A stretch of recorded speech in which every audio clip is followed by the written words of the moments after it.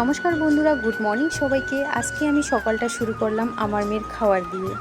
এখানে আমি নিয়েছি দুধ, বিস্কুট আর হচ্ছে পিডিয়াশর। আমার মেয়ের বয়স যেহেতু 2 বছর, তাই জন্য আমি এখানে 3টা বিস্কুট, 1 চামচ পিডিয়াশর এবং অল্প দুধ নিয়েছি। মেয়েকে খাওয়ানো হয়ে গেলে আমি যাব পুজো দিতে। ও হ্যাঁ, শ্রাবণ মাস তো পড়েই গেল। তোমরা কারা কারা সবুজ চুড়ি পরেছো? আমি তো পরে নিয়েছি প্রথম সোমবারেতেই। তোমরা কারা কারা পরেছো কমেন্টে বলবে অবশ্যই। তারপর এদিকে আমি পূজার জন্য ঘট রেডি করছি। ঘটে জল দিলাম, পান কোলা যা লাগে সব কিছু দিয়ে দিলাম। তারপরে আমি ধান ও দুব্বা দিয়ে ঘরটা বসিয়ে দেব। শুনেছি শ্রাবণ মাসে সবুজ চুড়ি পরলে নাকি স্বামীর মঙ্গল হয়, তো তোমরাও এখনও যারা যারা পরো নেই তাড়াতাড়ি পরে নিবে। আর এইদিকে দেখো আমার পুজো প্রায় শেষের দিকে।